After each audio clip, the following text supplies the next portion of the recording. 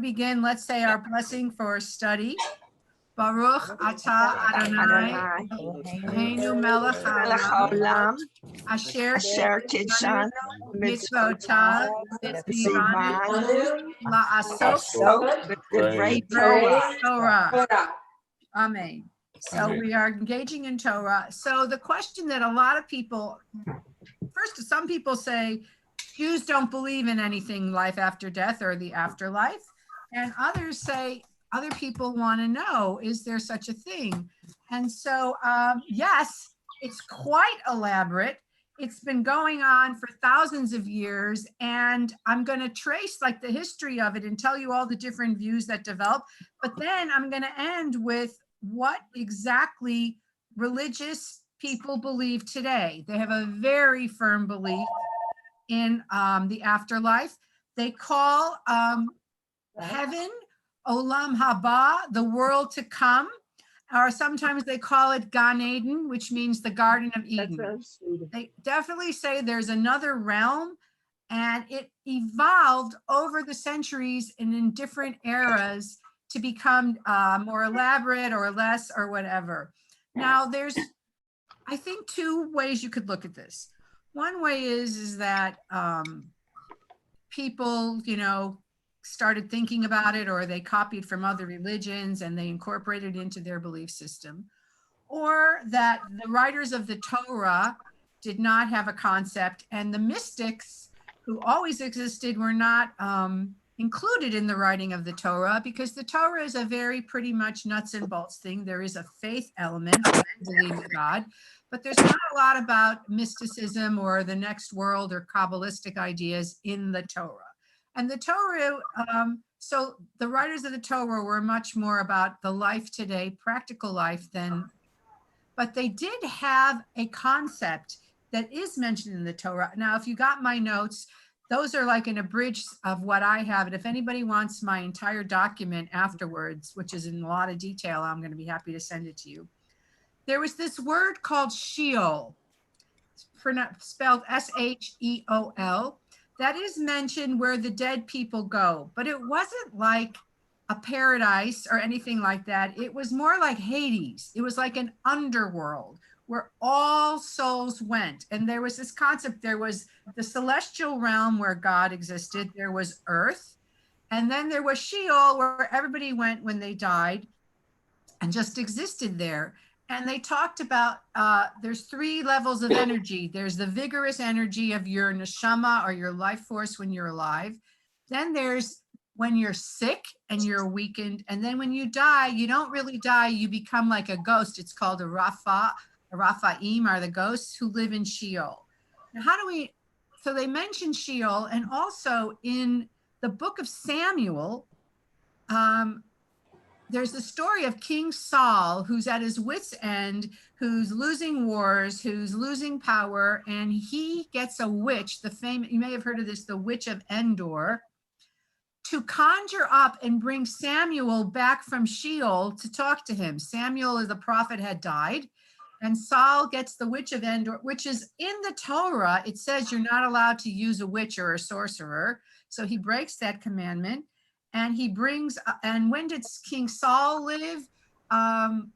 Like between 1000, between 1150, 10,000 BCE, that he brought up Samuel and asked him what to do. And Samuel was very angry, but he was alive in Sheol, according to the story, and said, you're going to lose. Your children are not going to inherit. You're going to be wiped out your line because of your sins.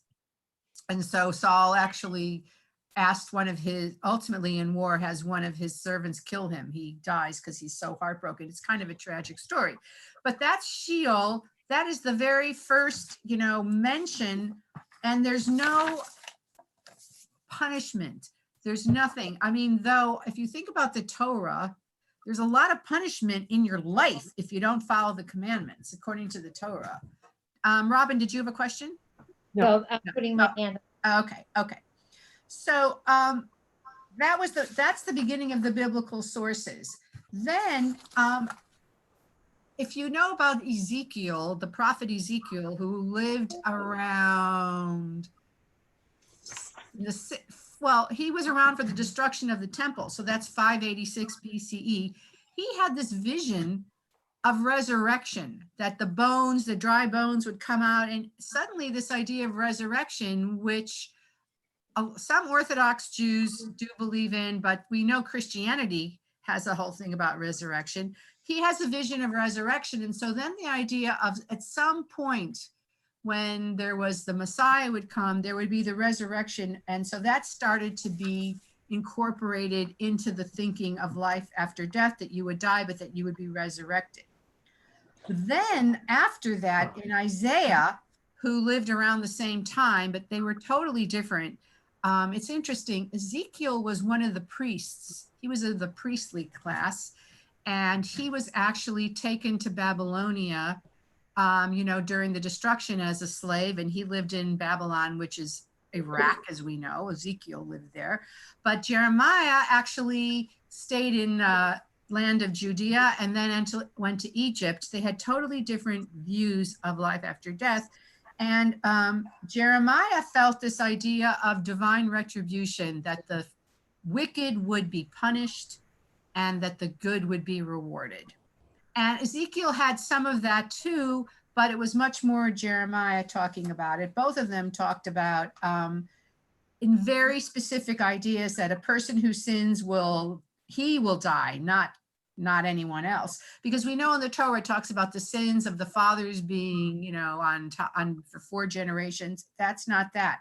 He says, a child shall not share the burden of a parent's guilt, nor shall a parent share the burden of a child's guilt. And the righteousness of the righteous shall be accounted to him alone. In other words, individual responsibility started in this time of like 586, what is that, 5th century BCE, that you are responsible and that your actions will determine what happens to you when you die. And then Job, who suffered terribly, felt that if you suffered and you remain righteous, then you would see God. And this is when this idea of seeing God and coming before God and having an accounting of your life. It was in 200 BCE to this 400-year period that this idea of hell emerged. So hell is called Gehenna. In Yiddish and in Hebrew, it's Gehenna. Anybody ever heard that expression, Gehenna? Mm-hmm. Yeah, Gehenna. And it comes from this valley of Gehinnom, which is mentioned in the Torah. It was this horrible valley where there used to be, not by Jews, but by pagans, child sacrifice. And so this was the ultimate idea of hell, a place like that called Gehenna. So they named it after that, Gehenna. And they also then came up with this idea of Olam Haba, that there's the world to come, there's hell and heaven. And most people don't know that there is a strain of thought about a hell or a Gehenna, but it's different than Christian hell, which is eternal, short-lived. It's a short-lived thing. Okay, so before I go on, I want to ask you, have you ever heard this idea, or have you had any concepts of what would happen in the world to come? Has anybody heard of anything, read anything, know anything about the world, Olam Haba, or the world to come? Anyone want to share anything? So if you look, I just have a joke, Rabbi. Who has a joke? Sandy Kleiman. Okay, yeah. I have a joke about a little boy who's in Hebrew class, and he asked the rabbi, "Rabbi, does a soul have feet?" And the rabbi said, "That's a very difficult question, but why would you even ask?" And the little boy says, "Well, sometimes when I have bad dreams and I get up and I go to my parents' room, I hear my father say, Zaya Zisa Neshama and Spreit the Feast. And so I want to know, does a Neshama have feet?" What does that mean in Yiddish? Because I don't know Yiddish. Oh, be a sweet soul and spread your legs. Oh. That's cute. You could say that in English. That's That's a good one. So I gave you some quotes on the beginning from the Talmud of some of the visions of the world to come. The world to come, or Olam Haba, we'll call it Olam Haba. There's a thing that the rabbis didn't want to give too much about it because they wanted you to focus on this world. Also, maybe they weren't sure, and there were many, many theories, but this is what they did say. In the Olam Haba, there will be no eating or drinking or procreation or business or jealousy or hatred, but the righteous will sit with crowns on their heads, feasting on the radiance of the Shekhinah, the divine presence. This seems like a very rabbinic idea of Olam Haba. You know what I mean? There was another theory of Olam Haba that for the common people, there would be food and streets and love and normal good life, because scholars would appreciate this Olam Haba, but normal people would not. There's also a saying, all of Israel has a portion in Olam Haba, that all Jews will go to Olam Haba, but the rabbis say no, only if there are certain things that will forbid you from Olam Haba, which I'll tell you in a minute. This quote is probably the most profound and important quote, and something you should be very proud of as a Jew, and something you can share with non-Jewish people. The righteous among the nations of the world shall have a share in Olam Haba. In other words, any righteous human being, not Jewish only, will go to paradise, will go to Olam Haba. So your good deeds define you, not your belief system. It's your actions. And that's a very Jewish thing in general. We're all about, we do want to have faith, but more, it's about how we behave that defines us in the world, and in this world and in the next world. Yes, Talia. So the whole idea of being the chosen people, which in my Jews for Dummies book, dispels that we're not like chosen to be because we're better. It's that we have chosen, right, to follow certain laws. It's not that God has chosen us. And so this is great because for all those people, Jewish or not, that still subscribe to that misinformation, this is like proof right there. I mean, it's not proof, but it's just right there as well, supporting that. Yes. I think, we should note, like, a lot of cultures think they're chosen. I mean, when you're a small, defenseless country, constantly being, I've talked about this before. If you look at where Israel is, it's between three enormous civilizations. It has over the years: Egypt, enormous; Persia, enormous; and Iraq, which was called Babylonia, enormous. They were constantly at war with each other. One's in the south, and then one's on the northeast and the northwest. They all were conquering Judea because that would be a gateway to getting to Egypt or whatever. And then Rome conquered it, Greece conquered it. Alexander the Great. So when you're constantly in captivity or conquered, the concept of being a chosen person is very comforting. I didn't know this, but the Japanese have their flag, it's a rising sun, because they're saying, the sun rises over Japan. We are the chosen country. And they're a very small little country, but quite powerful in their way. So, but the way the rabbis have interpreted that Bachar Banu, who God chose us to have a harder life, chose us to be an example, to be a light, to do the right thing, whether we want to or not. So yes, but in modern times we say we choose. But we can't negate thousands of years of thinking the other way, but the chosenness was a psychological comfort, and also a chosenness to do things you may not want to do but are the right thing. I don't know if any of you read about this. It was in the New York Times yesterday. There have been a lot of coronavirus, COVID-19, among the Hasidic communities.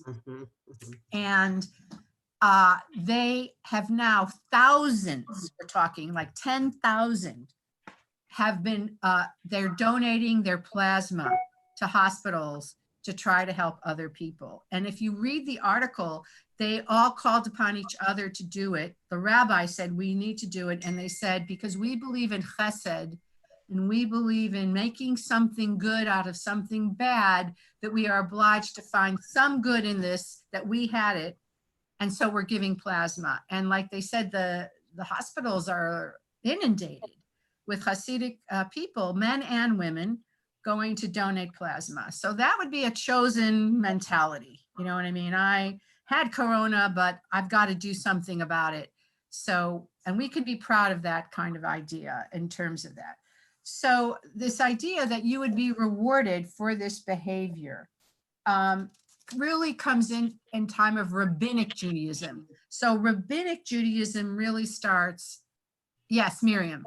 I just wanted to add the concept that I was brought up on of the idea of chosen.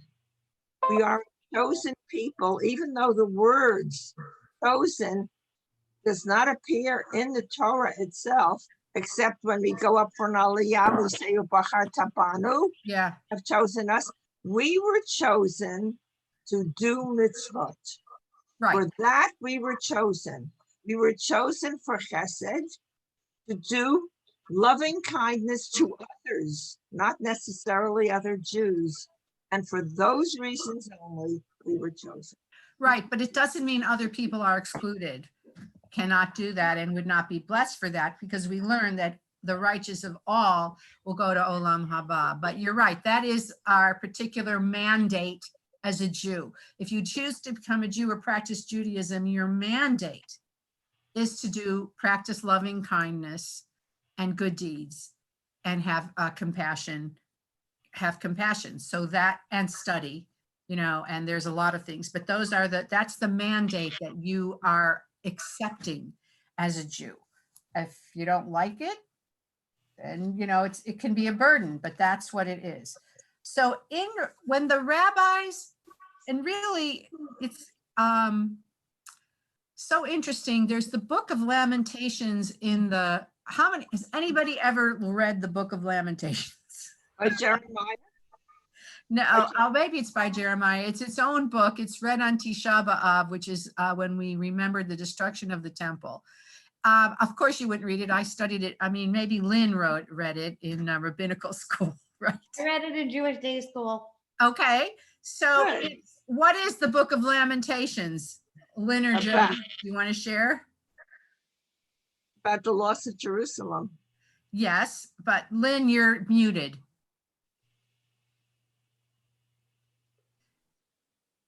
Lynn is a rabbi, Rabbi Lynn Brody, yes. What is the book? Talking about our suffering. Exactly. It's 6 poems or epic laments about the destruction of the temple. And the first, you've heard that one, if I forget Jerusalem, let I forget my right hand. That's from the Book of Lamentations. It's, poems of woe. But what's interesting is in the beginning of these 6 poems, which they may have been written by 6 different writers, it's like, oh my God, we're abandoned. We've lost Jerusalem. We've lost the temple. We're lost. But by the middle by the end of the 6, this new idea has come about, which is part of rabbinic Judaism, which is that we must be being punished. God would not do this. We did something wrong, and that we can rectify the situation and bring God back into our lives. And this idea of punishment or retribution, but redemption through good deeds starts from the destruction of the temple. You can no longer connect to God by bringing a sacrifice. You have to pray and do deeds of goodness and kindness in order to connect with God and have a reward in the next world. So, so there's not, as I said, there's not discussion, but in the beginning, the idea of Olam Haba, besides the one I said, was a place of righteousness, social justice, and material prosperity. There was wine, food, and children without effort. That is like one concept for the common people, not for the rabbi.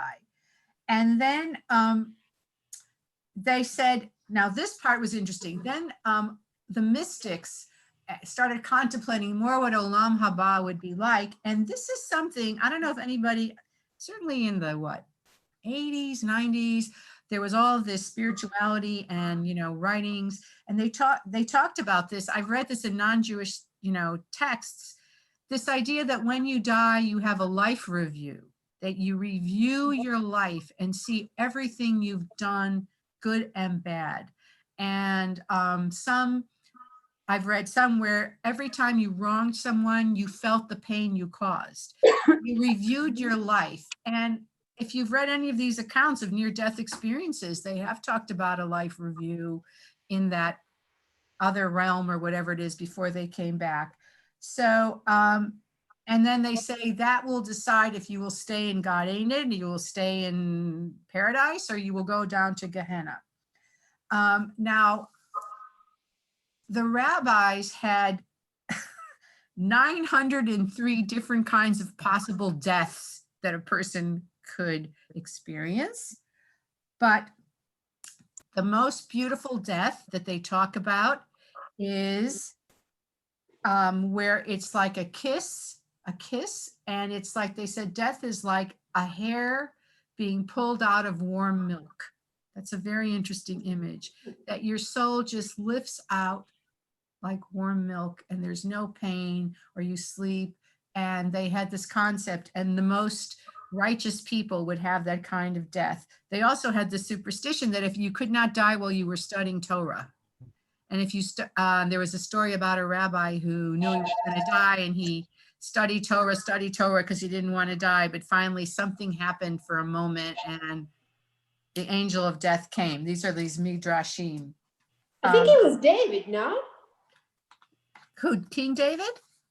Yeah. I don't think, was it?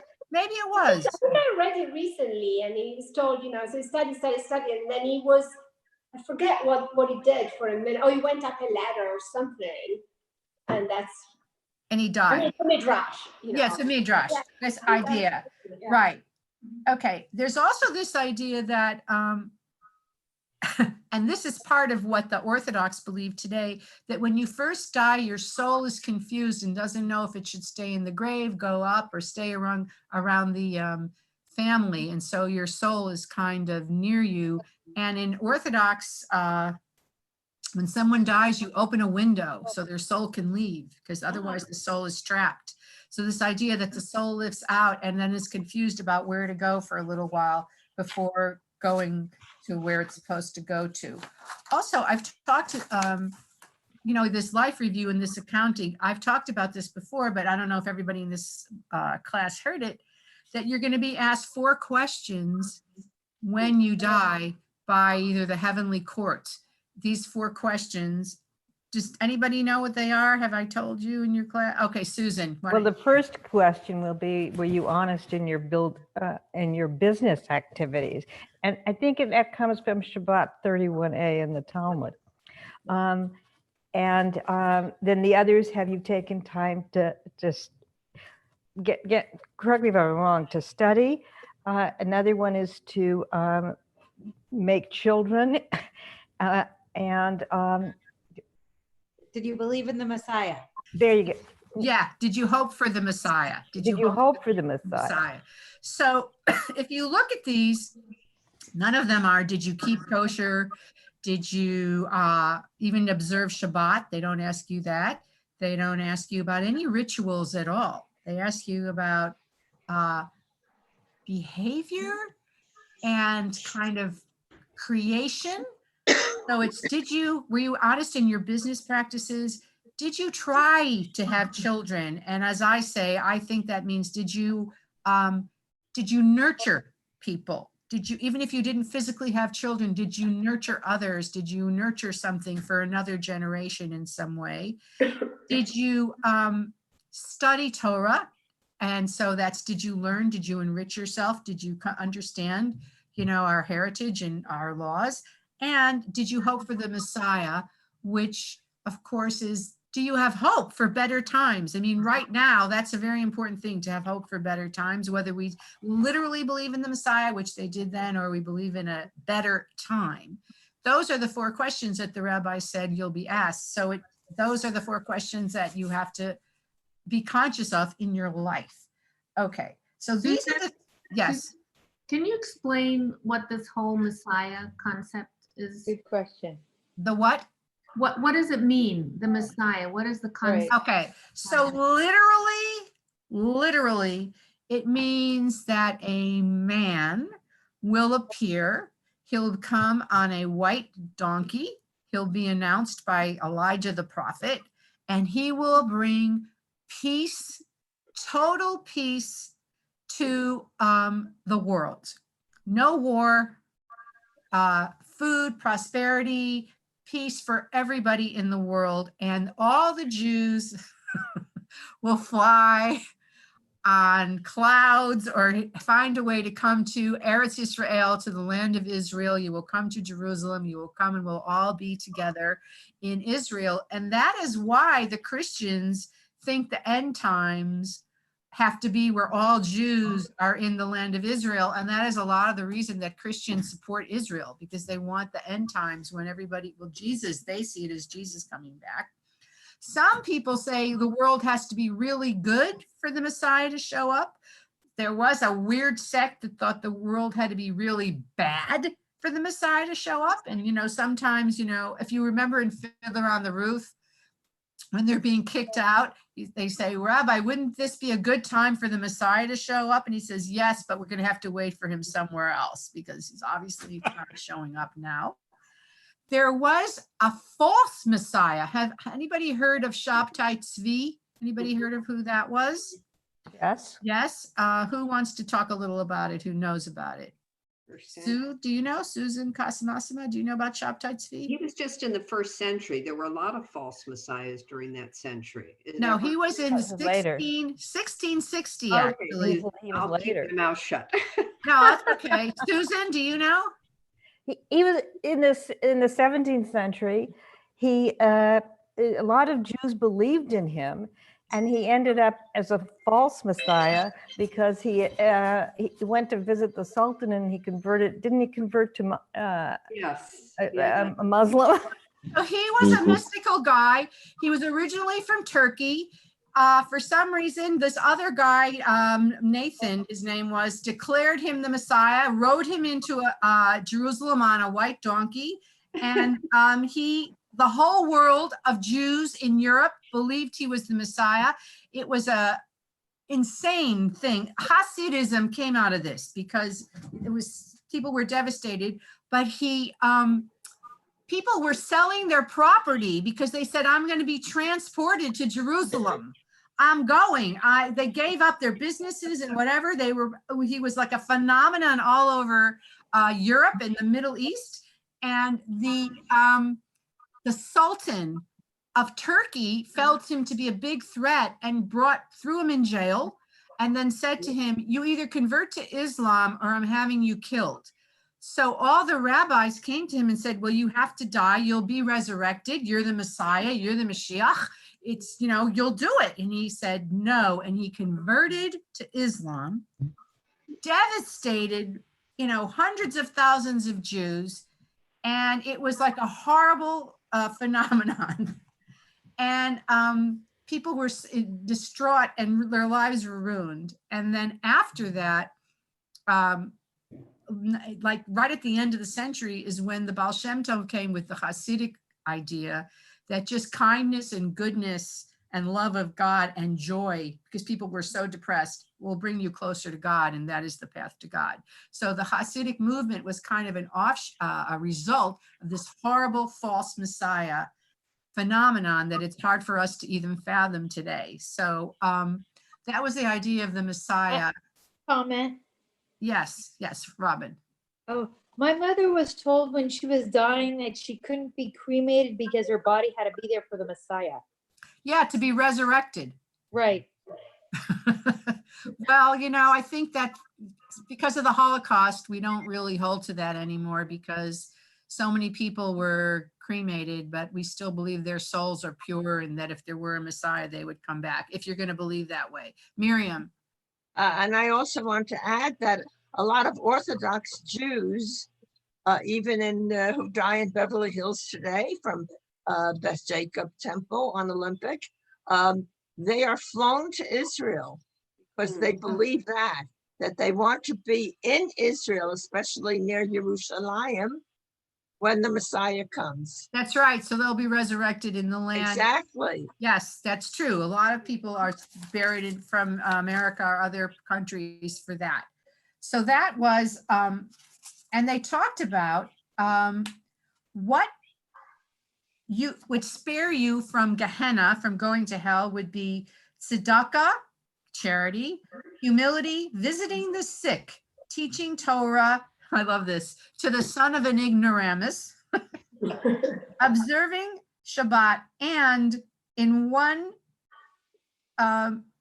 there's a teaching also, one of them, that if you listen to your wife, you could go to hell to her advice. So that was, I always say that we'll see the view of women. I think it's based on the marriages of the different rabbis. If they had a good marriage, they feel differently. Okay, it was during this time, and this is really interesting because it's something we still do today. There was an idea that everybody goes to Gehenna. It's kind of like a purifying process for 12 months. And then if you're purified and you're a pretty good person, you go to Olam Haba. And so they say that Gehenna is a temporary place for the purification of one's sins. And this has a lot to do with, which I'll tell you in a few minutes, with why we say Kaddish for 11 months, because of this Gehenna idea. They're connected. Can I add something to that? Oh, please do, Jeff. During that period of 12 months, if you have this belief, the soul experiences during the first half of that time and is shown all of the things that that soul did wrong during its lifetime, so to speak. It's the life review, yes. And the second part is even more important. And this is where the educational theme comes in, because the soul is then showed that same review and is shown what he should have done in his choices during those same experiences of their life. So the period would reference the maturation of that soul in what it's learned during that lifetime. It's more or less like the soul has been covered with schmutz, and this period removes the schmutz and allows that soul to be recycled if that's what you choose to believe. Right. And saying Kaddish for that time, during that time, can speed up the process or deepen and enrich the process. That is the purpose of Kaddish, to do something with the soul, which I'll tell you about in a minute. And what is that process called again? There's no name for it. Oh. There's no there's no name for it. Okay. But it's part of deep orthodoxy. Yes, it more is. than any other sect of Judaism, in the sense that everything references the maturation, purification, and renewal of the soul. So I think you'd say the purification of the soul and the maturation. I love that idea. Thank you, Jeff.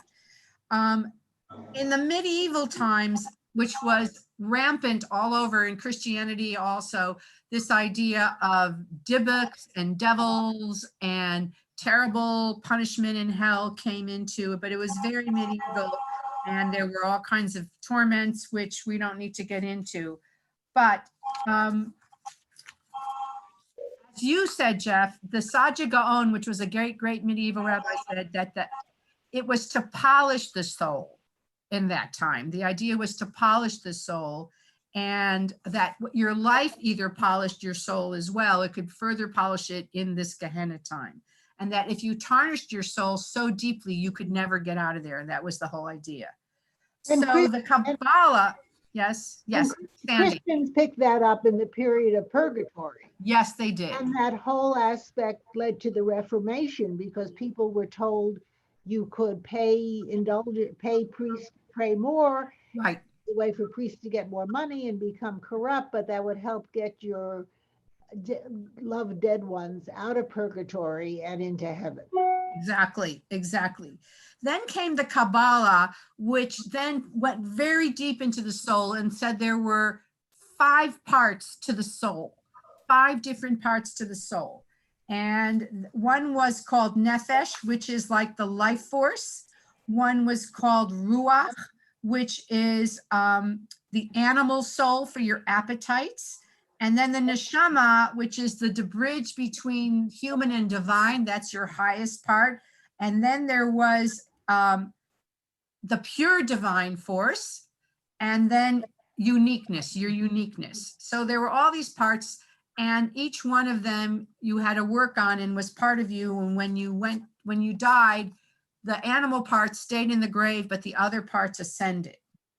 And other parts were purified in Gehenna. Okay.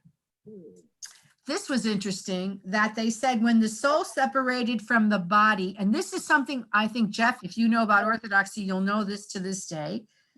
The Duma, which was another angel, it was the caretaker of the souls, asked the soul its Hebrew name.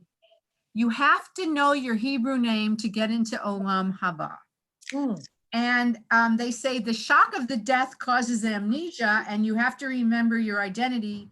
And one of the ways is to know your Hebrew name. And so I remember I went to an Orthodox school.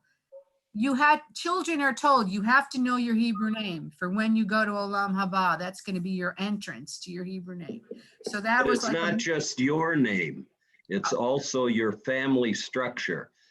Yaakov ben Label, Yaakov Yes. ben Yehuda, whatever it is, but it's also an elongated connection.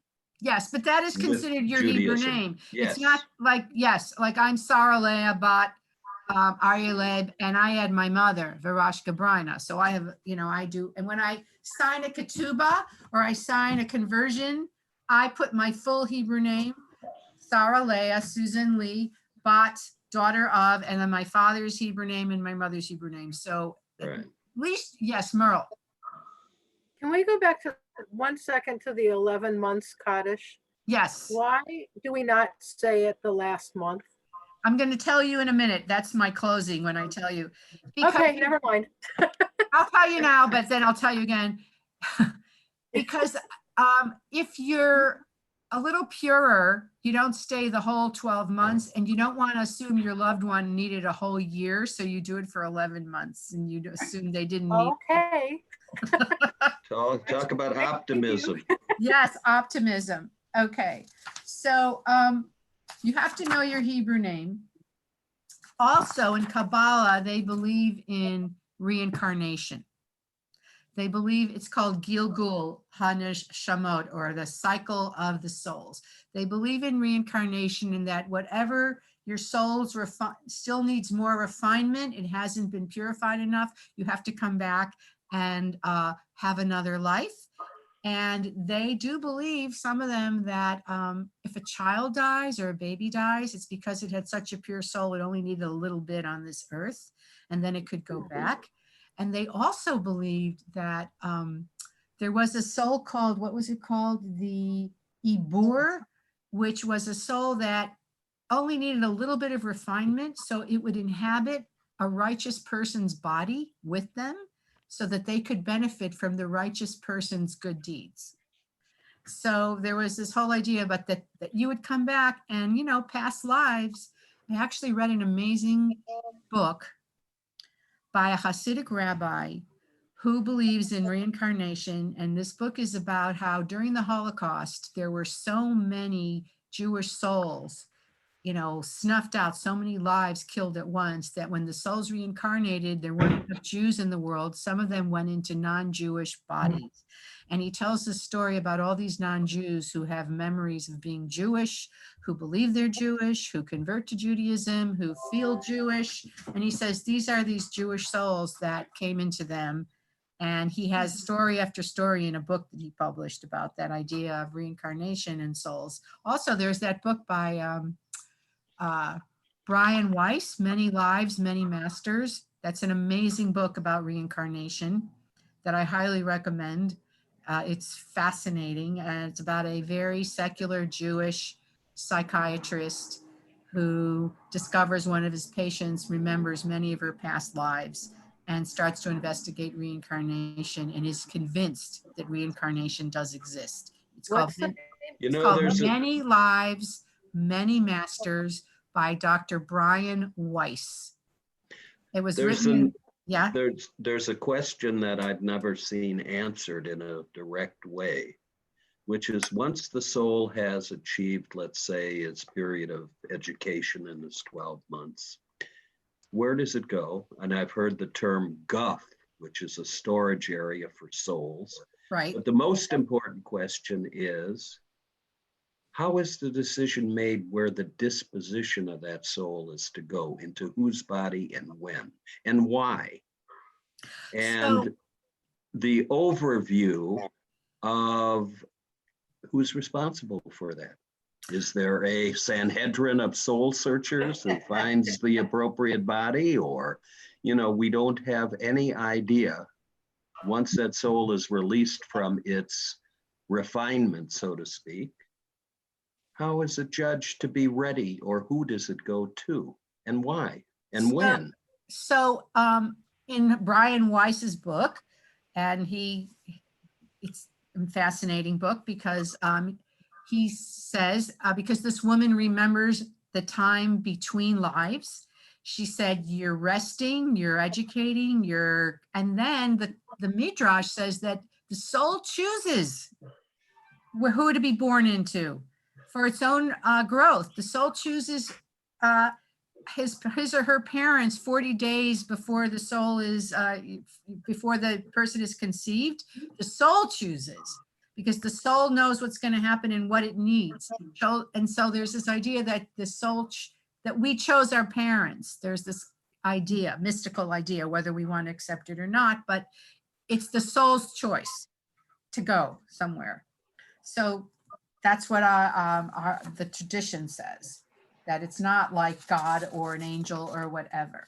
Okay, so the Hasidism, and that's today, Hasidism believes a lot of what Kabbalah believes about the soul, about reincarnation, about Gehenna, about Olam Haba. But they added one more thing, which is the tzaddik, which is the high Rebbe leader who actually can communicate with the upper realms and the lower realms. He's like a conduit between Olam Haba and earth. And he has visions, he has intuitions, he has insights.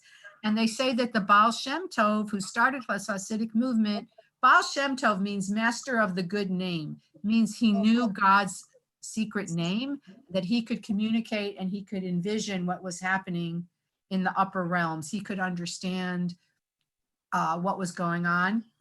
And so they add that tzaddik to the mix of Hasidic, of connection between the next world and this world. And they have lots It's kind of an antithesis, though, is it not?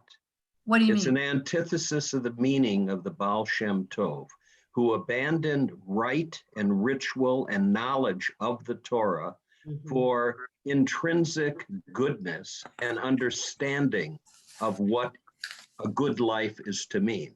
And yet restoring a tzaddik, which would imply the knowledge of the law, more so than just the empathy and the acts of kindness necessary in a life.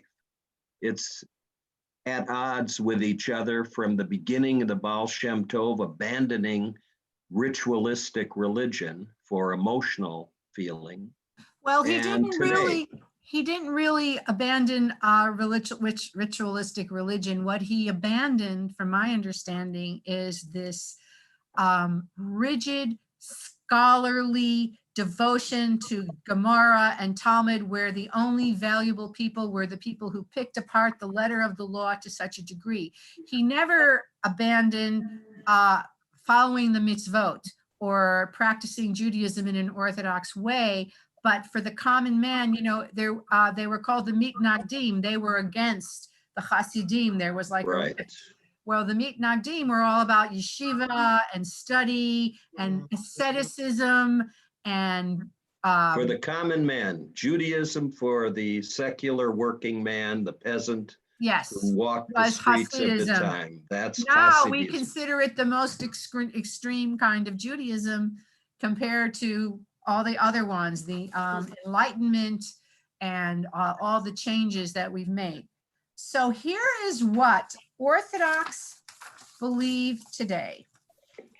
Okay, so, and you have it also, I gave it to you. Immediately following death, there is a period known as chibut hakever, pangs of the grave.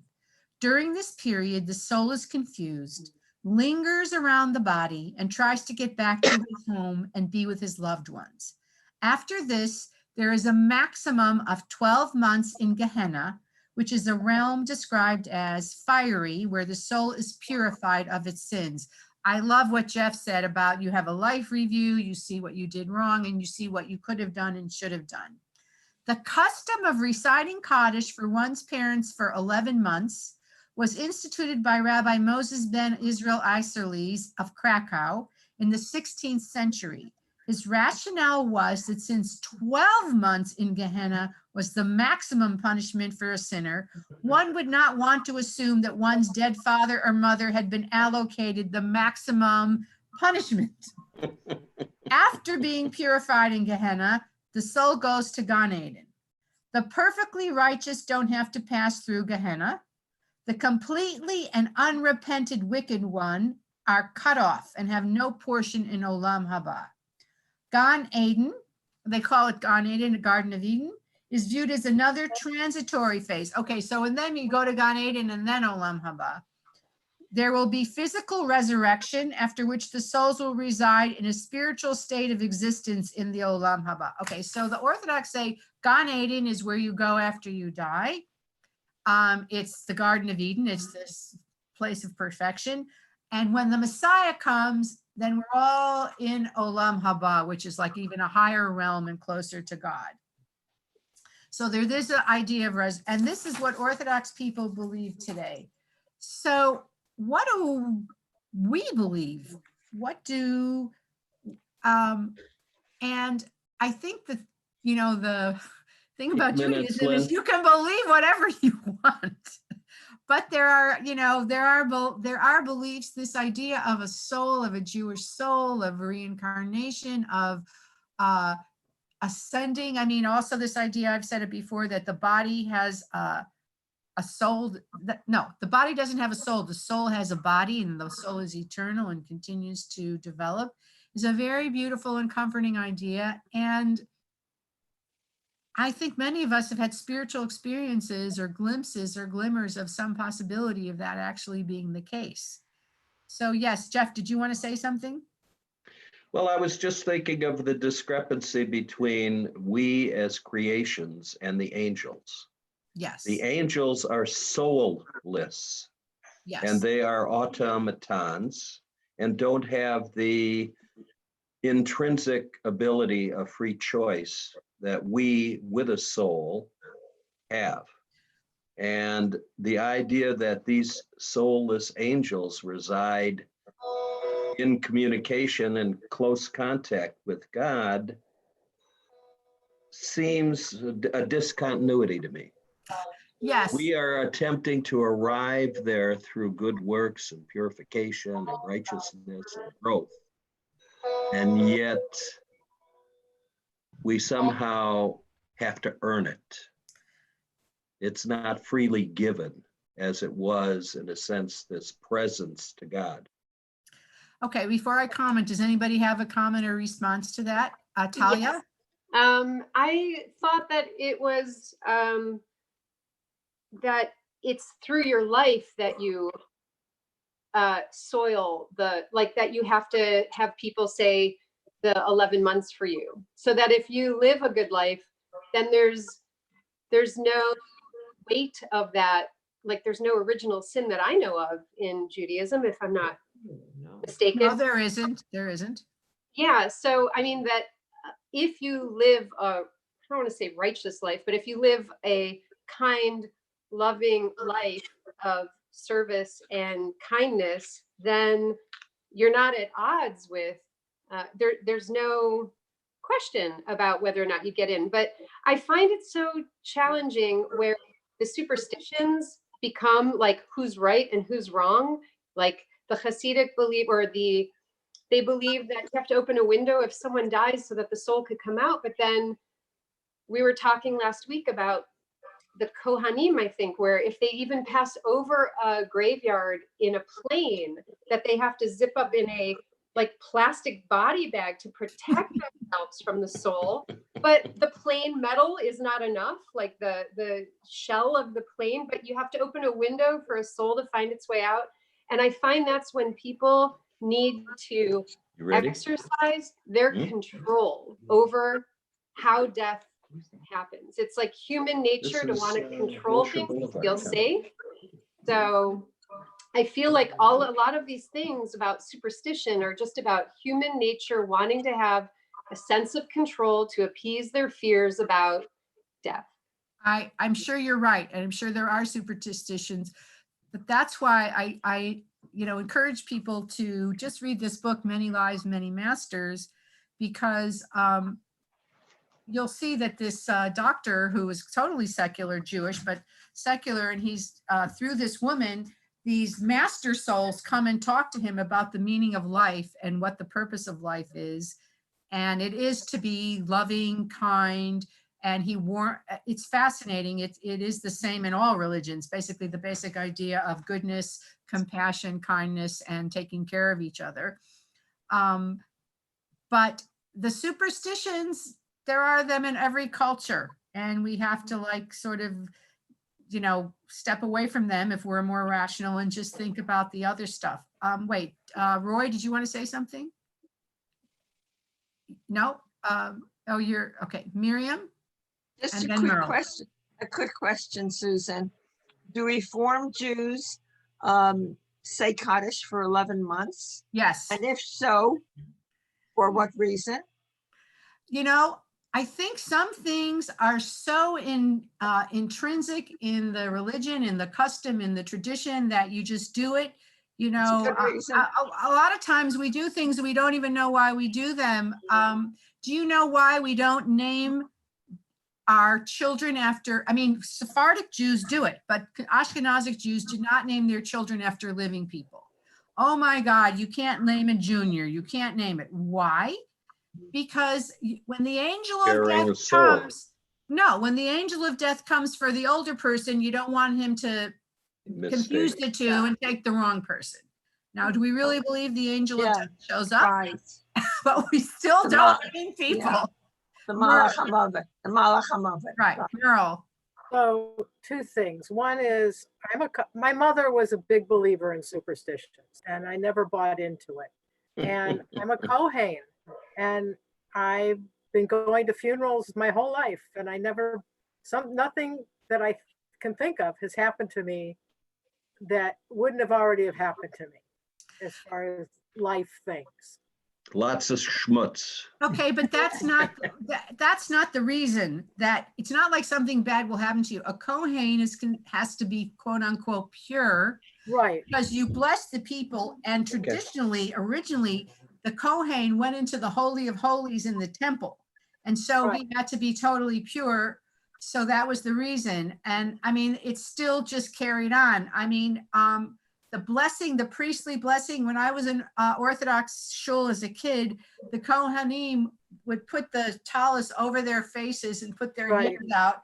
And I was told if I saw them doing it, I would go blind. Oh. Can you imagine? And of course I peeked. Here I am. Here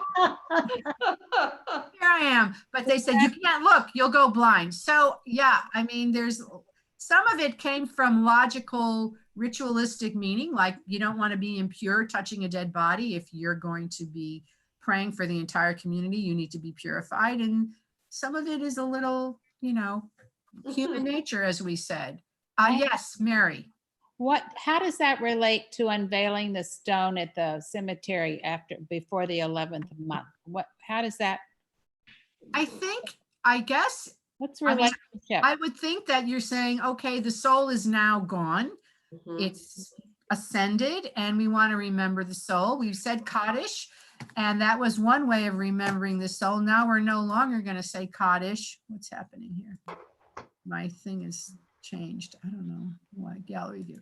Now the soul is no longer, we're no longer saying Kaddish. So this is a way to mark their presence or mark their memory after the. Some people say it's before the, anytime before the 11th month. Does it make a difference? No, I've heard people don't do it for a year. Oh, really? I've heard a year. I don't know who's talking. Okay. Do you say it every day? Who asked me? Who asked that? Robin. When you, somebody, I hear somebody's talking. You, if you are Orthodox, you say Kaddish 3 times a day for 11 months. Wow. If you're praying 3 times a day or once a day, yes, you say it. Every time you say prayers, there's a mourner's Kaddish, and you, yes. So it's pretty intense to do it like that, and people do it. Any other comments or questions about this? Well, so how do you think, what do you think about it? What do you think about Olam Haba? What do you think about it? Does it convince you, not convince you? Are you on the fence? What do you think? It's nice to have so many choices. Good answer. Yes. If we have the choice, right? Sometimes we have dreams. Sometimes, I mean, there's so much writing about there being more than just this earthly life. And yet there's so much skepticism. But Maimonides actually, and I'm going to close with this, the Rambam Maimonides, who is the, last week we talked about all his brilliant medical understandings. He was a great philosopher, and he said that God and the next world is beyond our comprehension. It's just too big for us. We can't imagine it, only in human terms. He actually said the Torah isn't really even the Torah, but it's written in a way that we can understand it, but it's so much more than that. And so he said, there's no point in trying to fathom it right now. Just live the good, meaningful life, and there'll be rewards in this world and in the next world. So, and we know that we will get rewards in this world from the goodness. And we see a lot of goodness right now being poured out, as well as, you know, difficulties, but a lot of people are really having time to look at their lives and reevaluate their values in a way and really understand what's important. And we reach out to each other and we help each other the best we can. So on that note, thank you so much. It was a pleasure. Thank you. Next week. Everybody. Shabbat shalom. Shabbat shalom. Bye.